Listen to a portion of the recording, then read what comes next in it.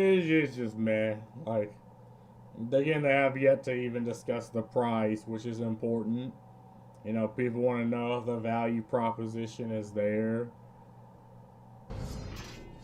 Total War has a long and storied history, and alongside the game announcements we're sharing with you today, we'd like to reveal more about the latest evolution of the game engine that will be powering our future ambitions. To give you more of an insight into what's going on, I'm joined by Ellie and Roberto from our core technology team. Guys, do you want to do a quick introduction? Maybe Ellie, just tell us who you are and what you do. Hi, I'm Ellie Corlander, and I'm the Technical Art Director on Total War. Okay, thank you. And Roberto? I'm Roberto Girali, and I'm the Core Technology Director for Total War. Perfect. Thank you, guys, and thank you for joining me for this chat today. Thank you. So for those who maybe don't know, like me, what is an engine? What does the engine do for Total War? So Yeah, I mean, long story short, it's a box of tools. Some tools allow you to do some engines allow you to do one thing, others allow you to do another. You can kind of affect an engine, but for the most part, you only really can work with the tools in your toolbox. Anything else, you kind of gotta build an engine from the ground up. Like, this is what many AAA companies do. They just build the engine from scratch. Some games use Unity, which is an already existing engine that has an already existing box of tools. Some use Unreal Engine, which is an already existing engine with an already existing box of tools. Just easy answer. the tools, it's the toolbox really of the game developers. It's the graphics renderer, it's core gameplay kind of components that the teams build upon to make our game experiences unique. It's the animation system. There's a lot of core features that all of Total War games actually benefit from, and we build upon those in our unique products.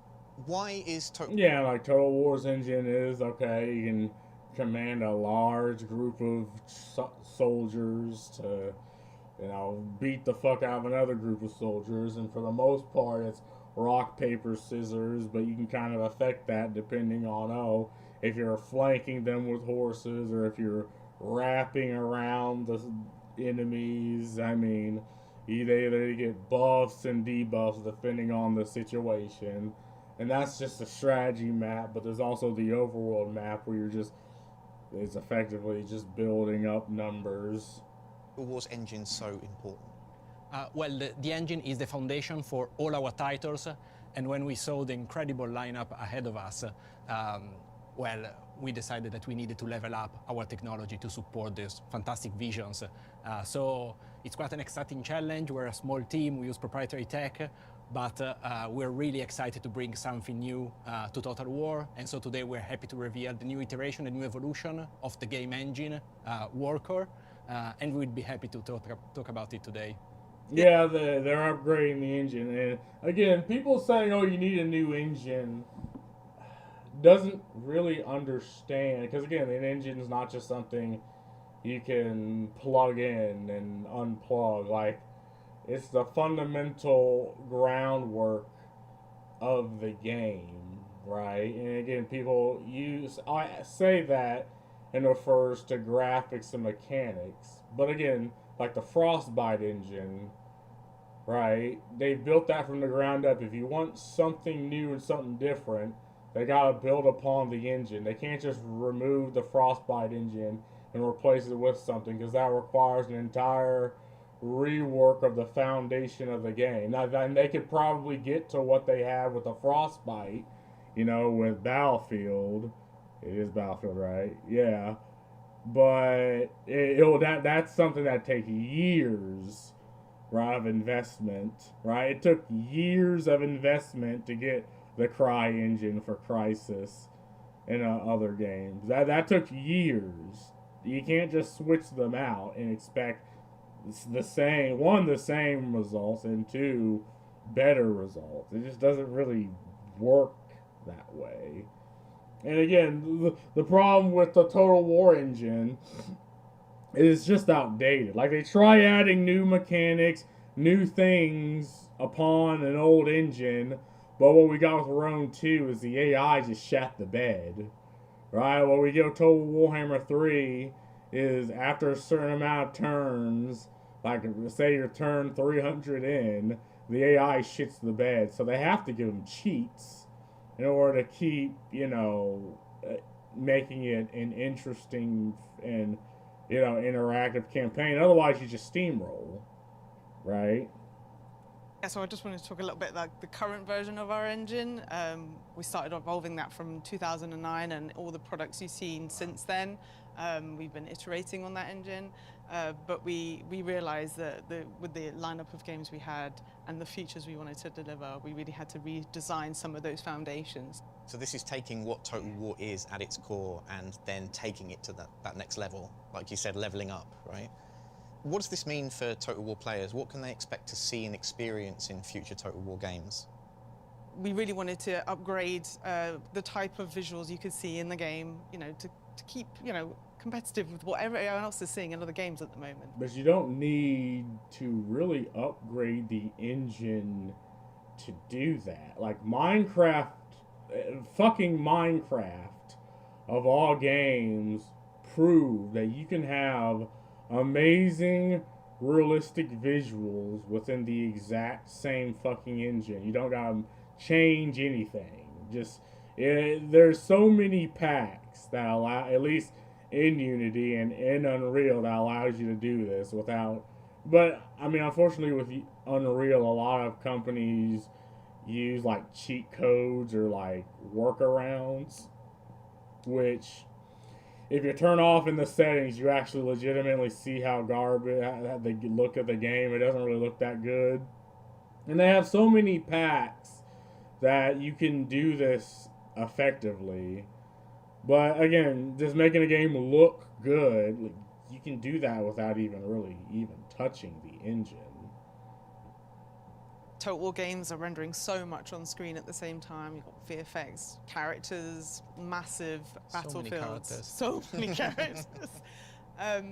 We really had to rethink, how the techniques we use to render some of that stuff, because we wanted to upgrade the fidelity everywhere. Some of those things include new lighting techniques, dynamic shadowing. We've improved our screen space ambient occlusion, which means you're going to see much more fidelity in the self-shadowing of models on the terrain. Gives it much more realistic feel. The meshes and the textures now, because of improved rendering techniques, we're able to... Does she even... Okay, she knows the basis of an engine, but you don't need to fuck with the engine to do any of this. I mean, like I said with Shogun, like they've had the base of interesting, like maps and effects back in, what was it, like, I think it was like 2004 or 5 when I played that game. Put more fidelity in those things and not compromise on that performance of gameplay. We also have looked at new rendering techniques for VFX, so where you see projectiles, there will be high fidelity because we've now got a new ribbon technology, which means we're not going to have so many overlapping particles. This means it's more performant and it means we can get crisper kind of projectile visuals. Nice. Yeah, our players may be familiar with Warscape, which is our renderer, and we've created a new version in Worker powered by DirectX 12. So it's all going to contribute towards the overall immersion of what our battles are like, I guess, as well. And does this apply to campaign as well? So these kind of like new lighting abilities and things like that we'll have in the game, will people see that across both campaign and battle? Yes. Awesome. Yeah, yes, they will. It'll be across the renderer is kind of like a layer on top of the entire game engine, so you will see improvements in all areas. Awesome. On the battle side, we've actually decided to integrate Havoc and the physics system into our gameplay. It means that the buildings are more dynamically destructible. You can then use that as part of your strategic gameplay to sort of pathfind to new areas of the map. And the battle AI will also respond to this, so we've rehauled the battle AI to be also able to utilize all these new advancements and be more strategic as well. So you can use these like destructible environments to your tactical advantage, but also your enemies are going to be doing the same. Yeah. So, okay, that's interesting. yeah, the battle AI now, it takes more it takes more of an advantage of reinforcements fucking and bug more dynamic running away abilities from as me. well. Get over here. So it's Pussy. really leveled up. Awesome. And what about campaign? Are we going to see a lot of advancements in that area as well? Yeah, we've put a lot of work into campaign. We've rewritten it to be modular so that each different game can really use these building blocks to create custom, amazing experiences. And with this, like the campaign AI goes hand in hand. So that will also evolve and use what we call a forward model. So it will simulate future states of the game to make better strategic decisions. What does this mean for animations then?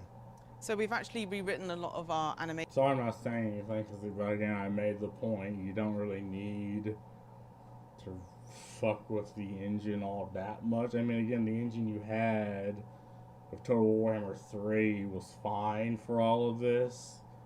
I mean, the only reason they would change the engine is if, I don't know, there's like bugs maybe that you can't account for, or if there's more like mechanics they're trying to add, but like lighting, you know, okay, maybe destructibility, I'll give them that, right? But, you know, the way things look and how pretty things look, you don't really need a new engine, like to fuck or upgrade the engine for all of that.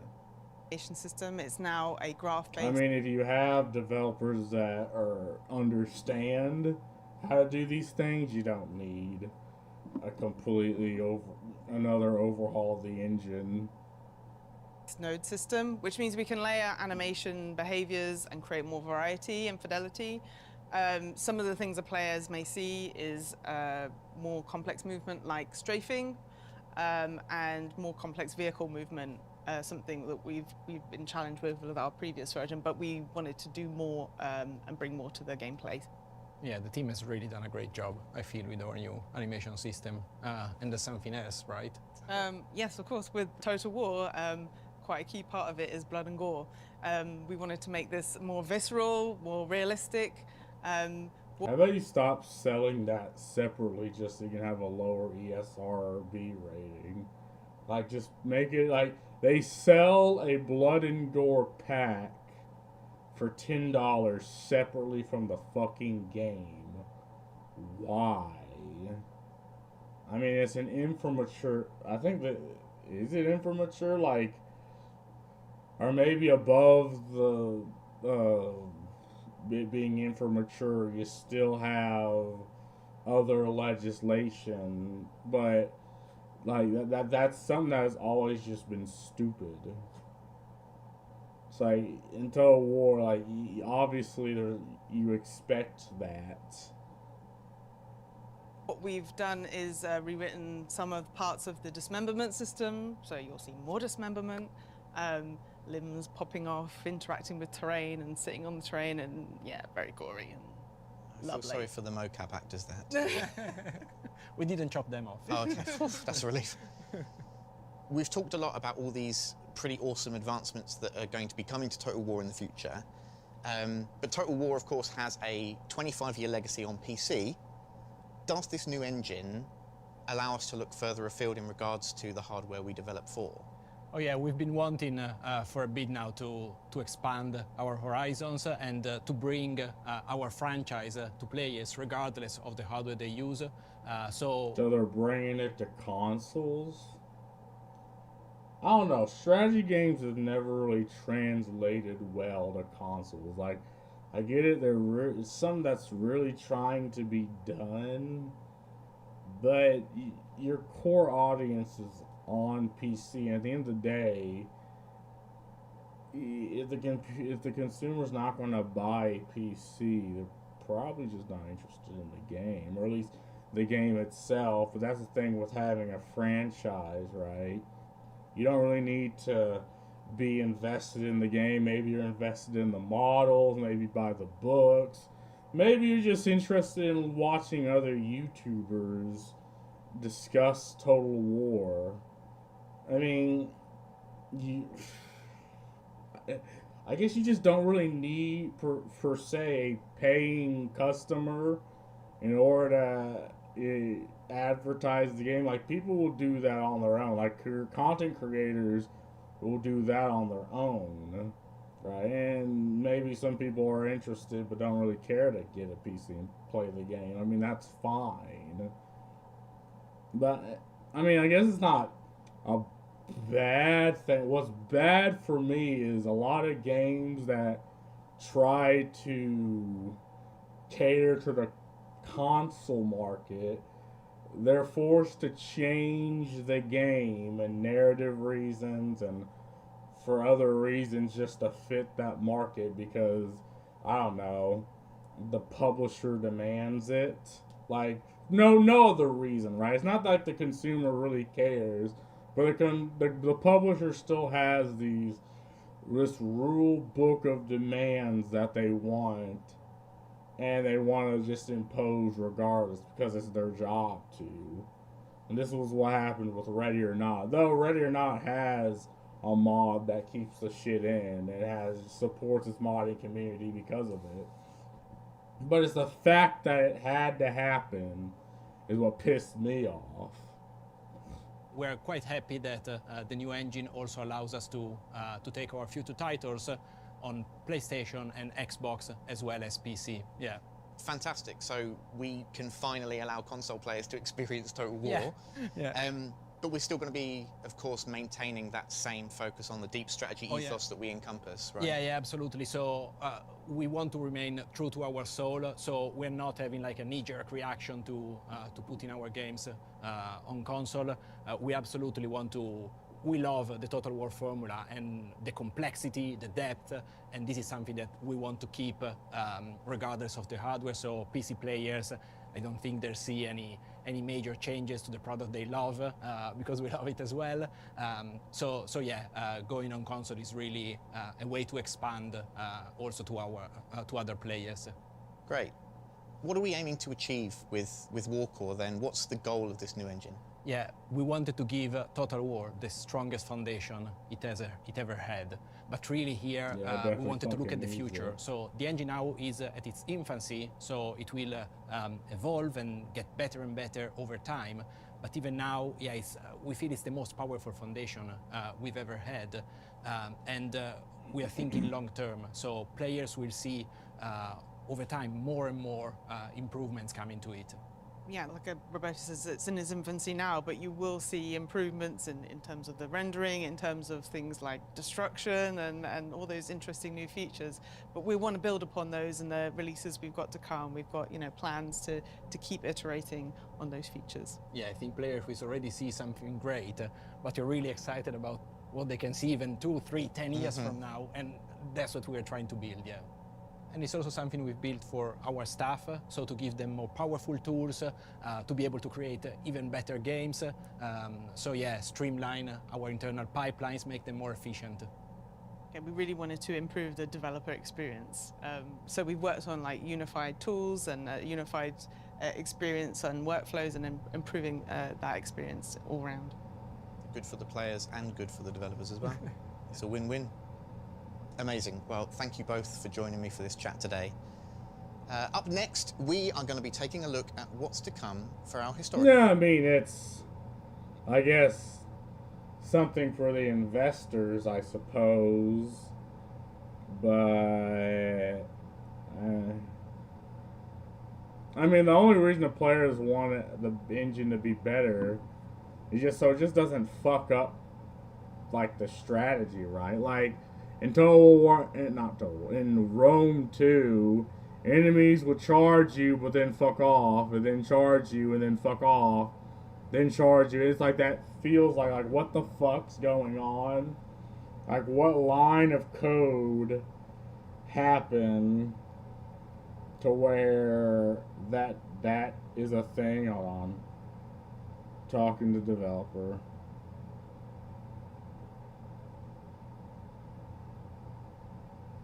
And when that happened, it's like, oh, well, that completely destroys immersion. That destroys, the strategy. Yeah, because, again, the AI is so easily... You can just fuck with the AI. And if you know how the AI acts, you can use that to your advantage, and obviously any gamer is going to do that. Why would you have to needlessly, you know, handicap yourself just for the AI? That's dumb. Oh, that's neat. Like, something like that just doesn't really make any sense. Players.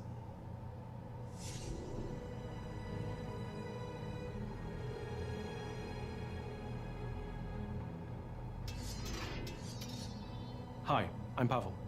It's incredible to be standing in front of you today, not just as a developer, but as a lifelong fan. I've been playing Total War for 25 years, first discovering the franchise through Shogun, before becoming completely captivated by Medieval. That passion led me to join Creative Assembly. This guy again. Hold on. Workflows and That's improving. not- Hi, I'm Pavel. It's incredible to be standing in front of you today, Game not just as a director. developer, but as a lifelong fan. I've been playing Total Yeah, bro, my dude. Bro's like the fucking holding this shit on his shoulders, and it's getting heavier. Because again, the direction of many of these games has not gone the way the consumer wants. And it is your job as game director to address this. War for 25 years, first discovering the franchise through Shogun, before becoming completely captivated by Medieval. That passion led me to join Creative Assembly in 2005, where I've been fortunate to contribute to most of our historical Total War releases, from Medieval 2 all the way up to Three Kingdoms. And today, I'm absolutely thrilled to be here as the game director of our next major historical title. The franchise was created not only because of our love of strategy games, but from a deep love of history. From the very beginning, our goal has been to bring the past to life in immersive, authentic worlds, giving players a chance to relive and reshape it in a way only Total War can. We know that same passion for history lives in our community. You've been asking for a return to the roots of what made historical Total War so special, and that's exactly what we're setting out to do. So today, we're proud to reveal the next chapter in Total War's historical legacy. It's a game we've dreamt of making for a very long time. This would it be a Shogun 3? Nah, I think it's Medieval 3.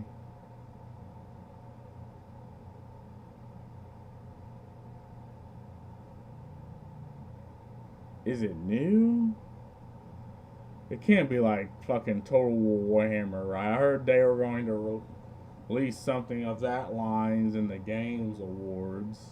is more than just a new Rome game. 3? It's the rebirth of historical Total War.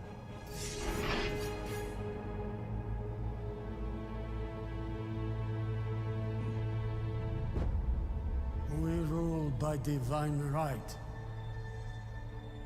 And yet our realm is far from holy.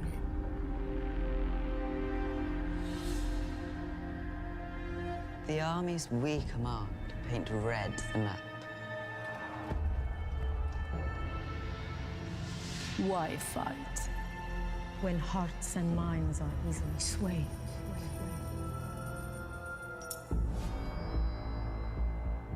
The realm is ours, only when our enemies lie dead. Patience and time will beget our gain. We are stability. Dignity. And authority. We bear the weight of pain. End of defeat. Greatness shall ever define us. And we shall never Be forgotten. Forgotten. So, How will you? Shape Your realm. How will will you make history. Make history. make history?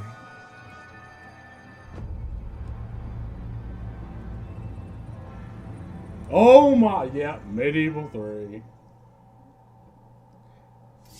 It had to have Yes, been Medieval 3 is real.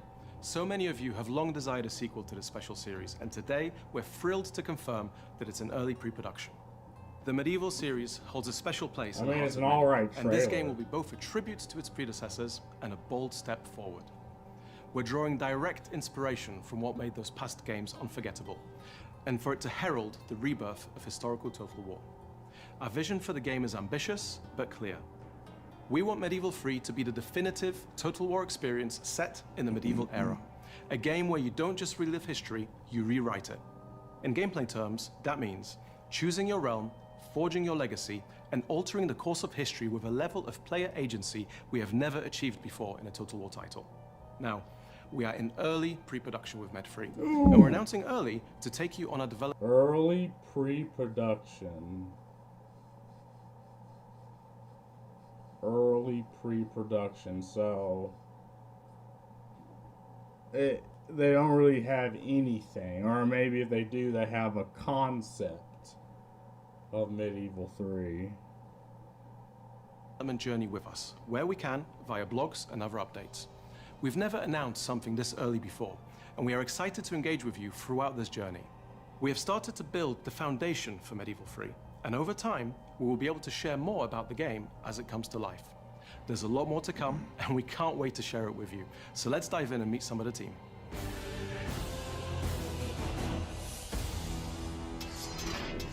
Hi, I'm Cody Bonds, and I'm excited to be here today with the team making Total War Medieval 3. I've been covering Total War on YouTube for a number of years now. I have a degree in archaeology from media, and I can't wait to meet you guys. So can you introduce yourself? Yeah, they had a lot of influencers, which is fine, because people care more for, like, the influencers than the actual fucking games now. Yourselves? Hey Cody, my name is Leif. I'm the creative director on Total War Medieval 3. And I'm Luke. I'm a senior game designer on Total War Medieval 3. People have been asking for Medieval 3 since probably the day after Medieval 2 released. What does it feel like to finally announce this game that people have been looking forward to for so long? Yeah, I mean, it's super exciting, also a bit intimidating, but really exciting. And, you know, in fact, this is really the game that a lot of us came to join CA to really be part of. I was dreaming about making this game one day. I remember when I joined in 2016 first, I was crossing my fingers and hoping that this would be, please let it be Med 3. So this is it, right? This is our magnum opus. Over the years, of course, we toyed with the idea of making this game. It really feels like now is the right time for it. I got nothing to say. I mean, Shogun was a good, I mean, I like Shogun as historical, but I'm not really, I'm gonna say it, I'm not a historical Total War type of guy. I think they're kind of boring. I mean, they're interesting to play, but I'm more into fantasy. Medieval 3 is, of course, the sequel to Medieval 2, but it also follows on, you know, a long history now of Total War games, 20 years since, where we learned a lot about making Total War games, and we're really excited to carry this into Medieval 3. So expectations are high. Expectations are really high for us as developers, for us as fans of the series as well, right? And expectations are high in the community out there. And that was actually one of the main inspirations of announcing this earlier than we've ever done, to bring the community on this journey with us, to speak to our fans what this game is all about. We're all really hyped about making the game. As Leif said, we're all fans. We've been playing for years. I have a background in medieval history, so for me it's a dream come true. And I think that's true for most of the people on the project for all different reasons. So there's loads of excitement in the studio at the moment. If you're drawing on all this excitement, what is the vision for the game itself? We want Medieval 3 to be all about rewriting history. And Total War has always been about painting the map, your color, of course, and Medieval 3 will have that as a key element still, but it's no longer the single most important element of your game. Much more ways of how we want players to be able to reach through the window to the world and influence the world around them, and add more ways of how the world speaks back to the player and acknowledges the actions that the player has taken. What Kingdom of England will you create in your campaign? Playing as the Holy Roman Empire, will you be able to unite the empire, or will you perhaps accelerate the fragmentation and form an early Kingdom of Germany? And it's not just about your own realm, it's also about what happens to all the realms in the world. In your game, if the business... Yeah, I mean, again, I think player agency is fine, but also having stop gaps is also fine. Like, yeah, it's a sandbox, you can do your own thing, but what made the older historical titles like Medieval what made them interesting is the fact that eventually you have to deal with the Mongols, or you have to deal with the Huns. Like, there are forces outside your control that you'll have to deal with. You have to deal with the fragmentation of your empire. And based on your technologies and how you do play the game, you can mitigate these things. Maybe you have a harder time, or maybe you'll just fuck up and eventually restart. But these are what I think made Medieval a decent game. The fact that there's a lot out of your control, so you use the things within your control to deal with them. Byzantine Empire falls, what will the consequence be? And what about the world itself and the people that live in it? What about the dynamics of urbanization? What about the medieval estates? How will the world develop? So we want Medieval 3 to be that ultimate canvas to tell your own story and to rewrite history. So you're talking about the medieval era, but that can be quite wide or small era depending on who you ask. So when you say medieval, what do you mean in this game? What's the setting? I'll say we haven't fixed a start date yet, but we know that like Medieval 2, we want to set the game in the sort of high to late medieval period, 12th to 15th century, maybe a little bit either side.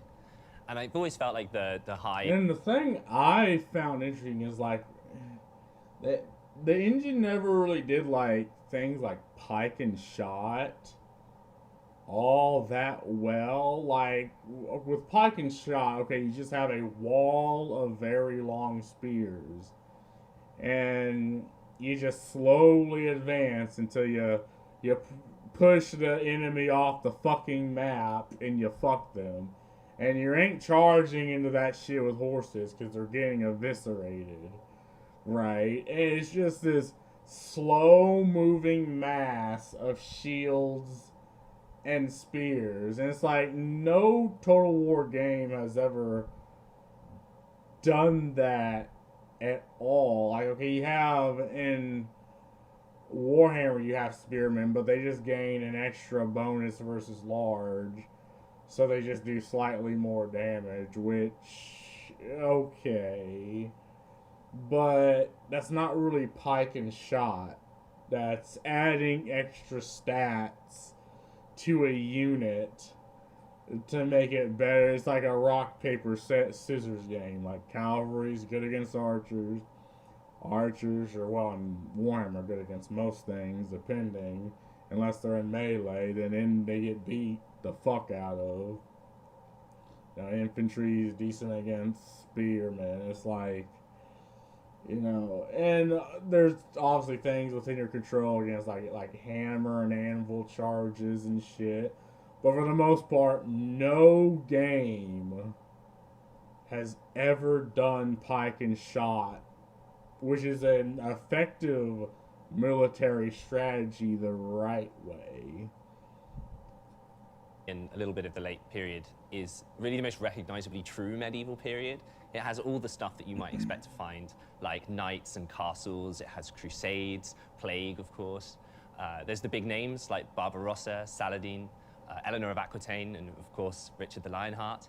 In the east, you have these rising powers, the Ayyubids, the Mamluks, the Mongols, and later the Ottomans. And then in the west, there are these sort of slow and steady kingdoms forming and gaining power, like France and Castile. And then in Central Europe, the Holy Roman Empire is mired by civil war, and the Italian free city-states are forming these sort of bullish trade empires and stalking the Mediterranean. And then there's the sort of somehow still heartbreaking fall of the Byzantines, the East Romans, first at the hands of the Christians in the Fourth Crusade, and then later defeat by the Ottomans. So it's a really rich and vibrant period. Yeah, and again, the Ottoman advance should also sort of be and you should also, and to make the Ottoman historical the right way, like, okay, say you're playing Wallachia, right, and you're kind of playing both sides, and I mean, having Vlad the Impaler in there would be kind of hype, but you're playing both sides just to be able to, survive effectively, because you're kind of, it's not like you're caught between Well, I mean, you kind of are, because what happens is the Ottoman demands janissaries from your, from your fucking faction, which are effectively like sons of nobles. And it's like, okay, you're kind of on the Ottoman side, but you're also kind of not, because you don't appreciate how they're dealing with it. So you should be able to play both of those sides. Yeah, I know a little bit about history, even though I don't care for historical. Or maybe you're, I don't know, playing the Moors or Spain. Like, you're playing Spain, and eventually the Moors try to invade you. And depending on how you deal with that, you can either repel them immediately, or, you know, if you're playing the Moors, you conquer Spain. I mean, there's a lot of historical things you can draw from instead of just having complete no name, no face faction that just paints the, I don't know, the battlefield its color. And I think it's a great setting for us. I like to see it sort of as a chaotic world where people are trying to establish some sort of order onto it. So rulers are trying things out. They might be... Yeah, or like have like the crusade mechanics, where you literally just call for a crusade to retake the Holy Land. Why the fuck not? I mean, and that has to be something that's like ultra late game. Something that, you know, you have to have the fealty of effectively the Pope. Or, I mean, I think they did have a crusade and sort of, yeah. I mean, or you could call the jihad mechanic when you're playing the Sultanate, right? Where you utilize all of your vassals, or even some that aren't really your friends, like some caliphates that aren't really your allies, but you kind of sway them through persuasion. Like, things like this in a historical setting just makes it better. New things or old things that could be an economic system or a military strategy or a political gambit, and they don't really know if it's going to work, but they try it anyway. And I find that really compelling. You see things like brotherhood and oaths of fealty, even chivalry, creating these sort of bonds that hold society together. So it's also a world of promise. And those promises are set in the context of people's personal ambitions. So the result is often just carnage, and what better setting for a total war game? Yeah, but it's also like religion, like Christianity, you know, or Islam with the Sultanate. You know, there's all these forces that, I mean, the unity is very, very thin and rocky. Like, you've had some Christian nations war with other Christian nations for whatever reason, but you should be able to utilize all these things like religion, bonds, how maybe you have one of your guys marry another fucking woman and now you have a bond between there, or hell, if you play the Sultanate, you have, were they Janissaries? No, I'm thinking of, what were they? Janissaries are the guys that the Wallachia, like Islamic warriors from Wallachia have on their side. I can't remember the fucking word. But you can demand them from, say, Wallachia or other Christian nations because they're your vassals, and you kind of gotta, you know, crack the whip on them sometimes if they step out of line, but for the most part, you'll become relatively strong. Again, depending on how you would play through this, would affect the campaign as a whole. It sounds like you're talking about the realm almost like as it's a person itself, not focusing on individuals, but as managing the whole kingdom. Yeah, I think for us it was really important to lean into the fact of that long time period and the progression and the amount of change that happened in the period. One thing we discussed was how in that time period, in the medieval time, there wasn't really the notion of nationhood or nations or states. But no, there definitely was, but was kind of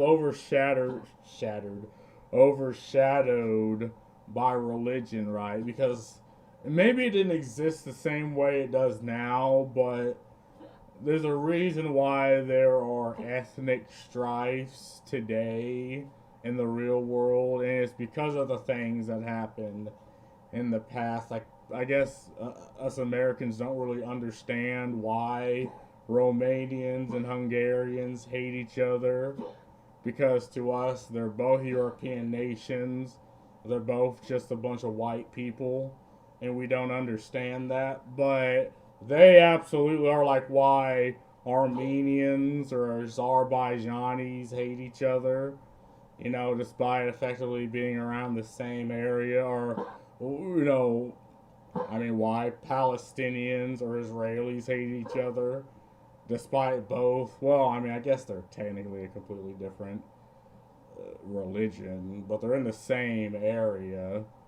Like, we don't really understand that, but things like nations, things like people, things like areas of influence that you exist in and can affect, that has existed since, like, I'd say there's fucking tribes, you know, back in the Ice Age that still acted that way, right? I'd say, like, the Native Americans in North America acted that way. Like, again, areas of influence that you exist in has always existed.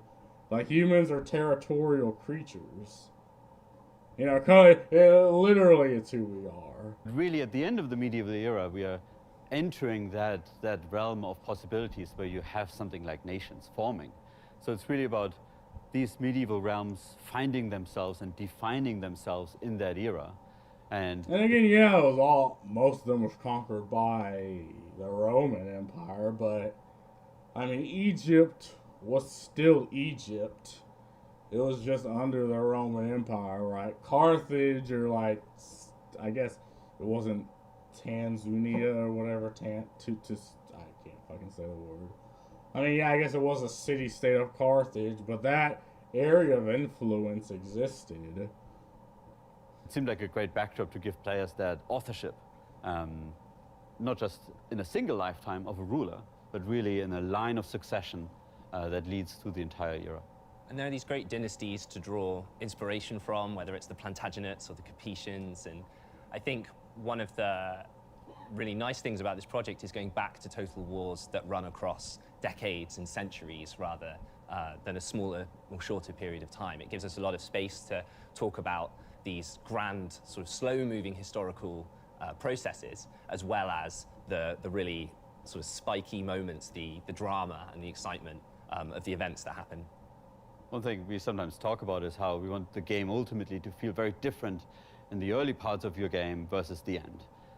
You know, we want to create an experience where 150 years in, you look back at the achievements and maybe failures and tragic moments and traumatic turn of events as part of your game, how the world has changed, partially under your feather, but also partially just through the events of the sandbox. Yeah, but I mean, that's more like in-game, but for the most part, mechanically, people are just going to want to paint the map, their color. Yeah, I think that's how most people are going to play Total War, Medieval 3.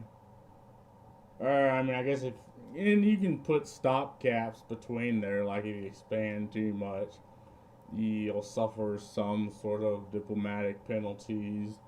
Or if you have certain mechanics that if you utilize, like say you're playing the Sultanate, right, and demanding from the European countries, like you'll accrue certain diplomatic penalties with them, but you don't really care. If you're too strong, maybe other caliphates will want have penalties. I mean, there's stopgaps for sure, but I mean, this is how I play. I just paint the fucking map.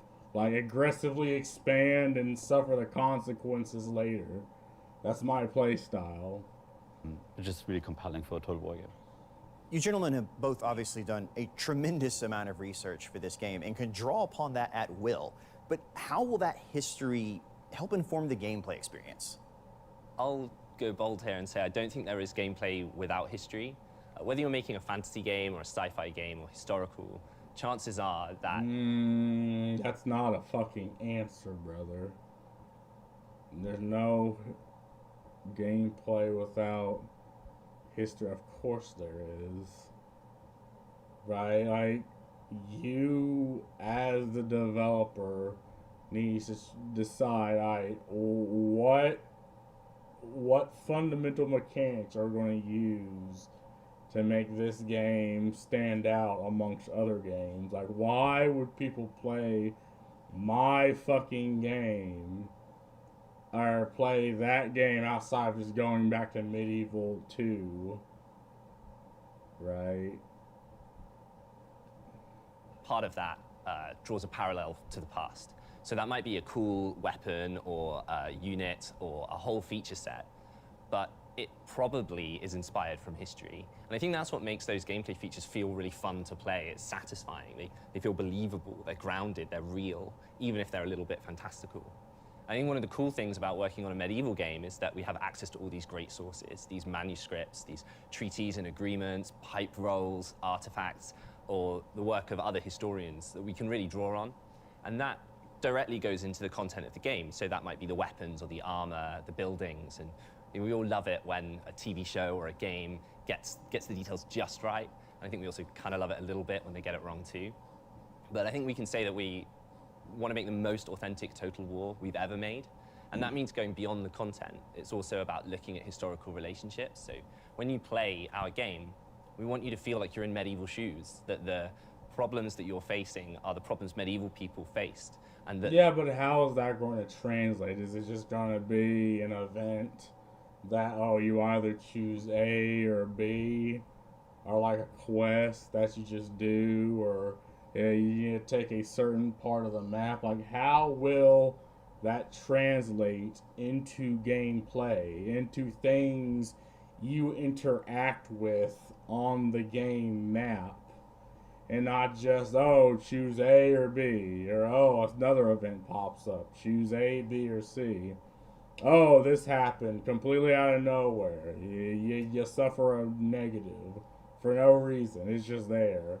And then you reload and it just doesn't happen. Or, oh, you like made this decision previously, so now this is happening. I mean, how will this translate to the player is what I'm pretty sure he's asking. The tools you have to solve those problems are the same tools that they had as well. So we look at the core systems of the game, like the economy or the recruitment or characters, buildings, and we think, okay, why did these work in the way that they did in the medieval period? Taking recruitment as an example, when you raise an army in our game, we want it to feel truly medieval. And where did medieval armies come from? Well, there aren't really standing armies, like in the modern day at least. It's probably more from oaths of fealty, from vassals to their lords. So we want you to feel like you're raising your banners. Yeah, some armies are literally just slaves. Just like, oh, hey, here, have this fucking mason shield. Go crazy. Like, many of the armies, like, at least in the Crusades, were just peasants that you're like, oh, we're utilizing Christianity to invoke holy war against the Sultanate, and it's just like, oh, hey, just give these peasants spears and shields. And a lot of them, it didn't matter how they achieved victory, right? Because they're peasants, just the fact that they did. And sometimes they'd even raid other European countries just to get, like, food and supplies, just so they can have enough to make it to the Holy Land. I mean, it was a very gritty situation. Human history is very, very shitty, and I think that Medieval 3 should reflect that, instead of just being this, all hopeful fucking kids type shit. Like, nah, motherfucker, this is medieval, right?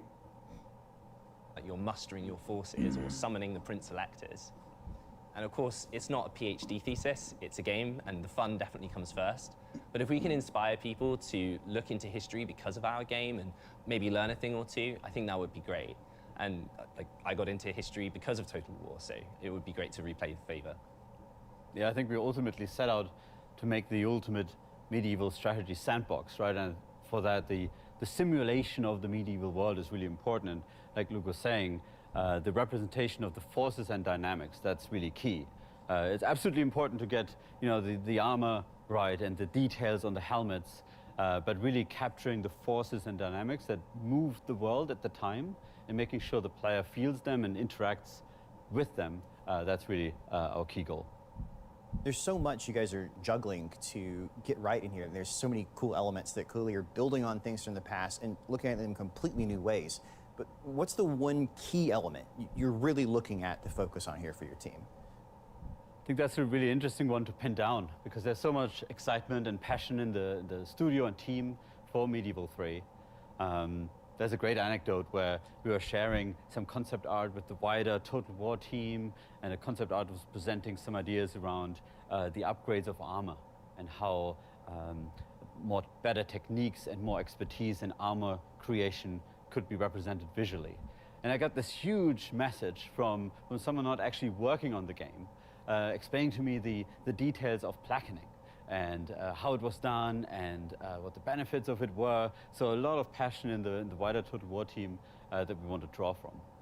Yeah, and things like chainmail, like the technique used to craft that, like chainmail was very fucking expensive. And it was also very fucking effective.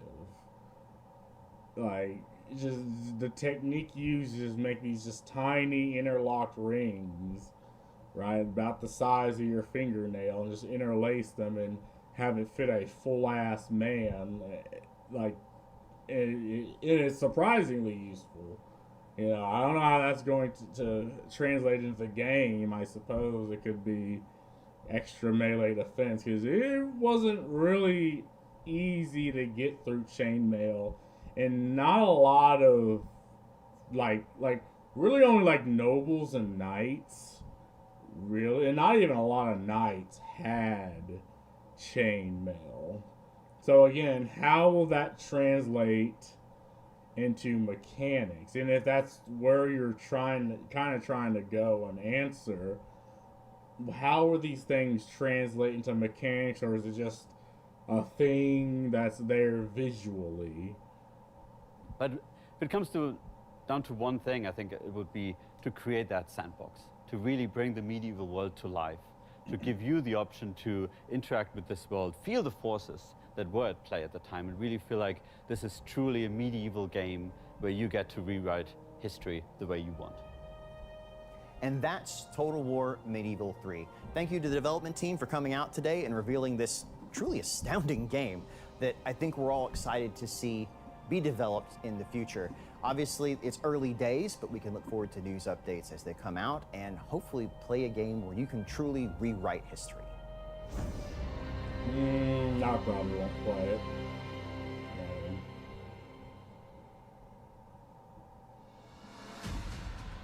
Nope. Getting to work in Total War is like nothing else. Working on Total War is definitely... So there was an engine upgrade and end times DLC for Warhammer, and I guess a new game that hasn't even been worked on yet. I mean, I guess it's something. Experience. It's different every day. It's never boring. Challenging. Working on Total War is an absolute dream come true. It's a franchise that's so close to my heart. I like to solve problems, and Total War throws endless... No, again, this is a developer. Someone, I guess he's being told to say this, but you can see it in his eyes. He's like, bro, we gotta work on why am I fucking here? Amounts of design problems at you. Working with people who are passionate about what they do and the world they're building makes it a really excellent place to be. Coming into work where I get to write about the Crusades one minute and the fantasy apocalypse the next is like nothing else. Making Total War games feels like just bringing that fantasy, that imagination to life And the games are always challenging, but the challenge is something that we love to tackle. It's a franchise that has taken us in many, many different places, so nothing's ever the same. It's really great to be part of something that means so much to so many people. I don't think there's anything quite like it. The fact it's 2, sometimes 3 massive games rolled into one. It combines strategy gaming and real-time battles like no other game. It's this unique mix that no real other game kind of does it the same. You really kind of get that view as if you're a god looking at this world. It's all interactable and you can manipulate everything in the world. Also, it gives you that real immersion, so then you can like follow that through line all the way down. So why aren't these guys answering the questions? Why aren't the developers up here? Like, again, a community manager, someone who only really, you know, interacts with 5 to 10% of the consumers. Like, I find that just very weird. It's like an individual soldier, like you're zooming in on a battlefield. You feel like you're right in there with the troops, and then with the campaign side, you get a lot of the gameplay and the strategic side of elements of the campaign. It's just a really cool, nice synergy that works really well. So for me, what makes it special is the ability to bring history to life. To bring players into so many different places, and not many other games can say that. We have people who are interested in history, in strategy, and of course, fantasy. It's the ultimate time machine, a socioeconomic war simulator that transports you back in time. How does it feel to work on a game franchise that is 25 years old? Exhausting. Yeah, that looks like someone who's fucking exhausted. Right? If I can get to them. Crazy to think that it's 25 years since the first Total War game. That's pretty special. 25 years is a long time. It feels old. It makes me feel old. Great to be part of something that's been here for this long. It feels unbelievable and amazing. I never thought I would be part of Total War. It's lovely to have been here. This looks like someone who has been there. He's in the trenches with 5 inches. For so long and seeing our games develop, seeing the tech develop. We want to iterate and improve on aspects, but we are always keen to make sure we don't disappoint our fans, we don't change Total War too much. But also, we need to move forward and do new things and innovate. So we have a responsibility to keep it true to what makes Total War so special, but also carry it to the future and keep delivering new epic experiences that are going to stand the test of time. It's a wonderful thing to be able to be part of something that has such a long and lasting legacy.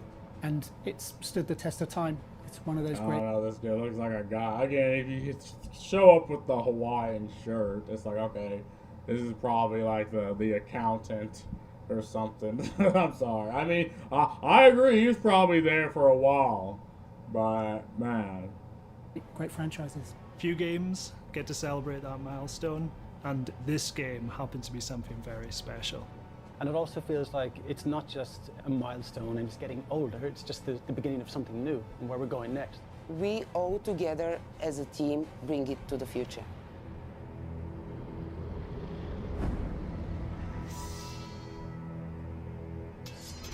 And that almost brings us to the end of our anniversary showcase. And what a celebration it's been. 25 years ago, we set out to build a strategy experience unlike any other.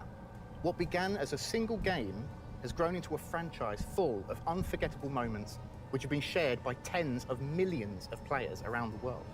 Today, we've celebrated that legacy by announcing a return to one of the most beloved eras in Total War history with Medieval 3. And we're preparing for the Cataclysm with the Lords of the End Times DLC and the End Times update for Warhammer 3.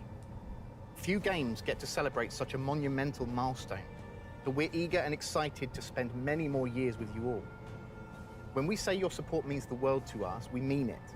Whether you're playing our games, watching our newest trailers, submitting bug feedback, or commenting Med3 when on every social post imaginable, all of this contributes to creating the bedrock for Total War's success. Finally, before we end today, we have one last thing to share. One last thing? Alright, so it's not over. Hi everyone, I'm Attila, game director on the next major title being developed at Creative Assembly. Whilst we are not ready to unveil the project in all of its glory, it represents one of the most ambitious games we have ever worked on as a studio, and we can't wait to share it with you. we would like to invite you to tune in to the Game Awards on December 11th to watch the world premiere announcement trailer for our next Total War title. After that moment...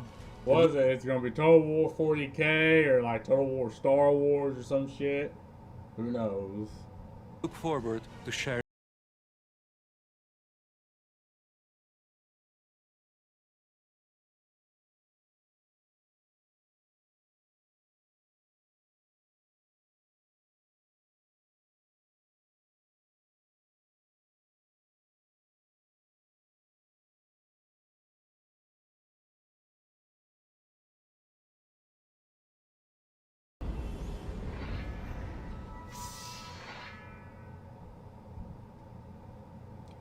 Alright, opinions.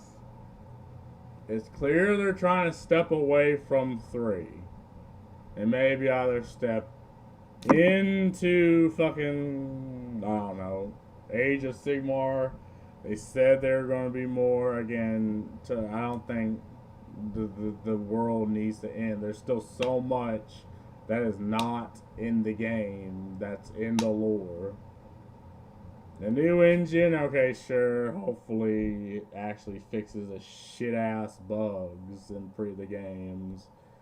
And Medieval 3, some game I'm not really gonna play. But a lot of people are like Medieval 3 win. And to be fair, again, the fact that a lot of the people that were in Total, like Creative Assembly, like earlier, are just not there anymore. Do they even know what made the old Total War games good? So I looked at that, and a lot of them just, one, they didn't seem like gamers, people who play games. Two, they're not developers, or at least they're not actually coding the fucking game. They're probably someone watching someone coding the game. I don't know. It's like, it makes sense that the developers, history nerds, would actually know, like, can actually sell the game better. Drink deep in the fountain of knowledge as I recap blog and find even more. Whatever. Fuck, man. Fuck. They pull the Elden Ring. I fucking don't know Roman numerals on us. Godding. Medieval 4 win. God. Did you announce an announcement? Yeah, literally at the end they announced an announcement. Do we just get Edge for 1 hour just to be told you have to wait 7 more days to have the announcement? Facts. Announcement of an announcement. Empire 2, Total Medieval 3 team here. They really said we have one more thing to show you, and they said LMAO, JK, tune into the Game Awards. Holy Blue Balls. Finally have one last thing to share, and that is that we will be sharing it at the Game Awards. What? Yep. It's Medieval 3, brothers. Please, Lord, Medieval 3, please. I'm on the Empire 2 train, but definitely wouldn't mind Medieval 3. Yeah, Empires 2 win. See you in 5+ years, lol. Got him.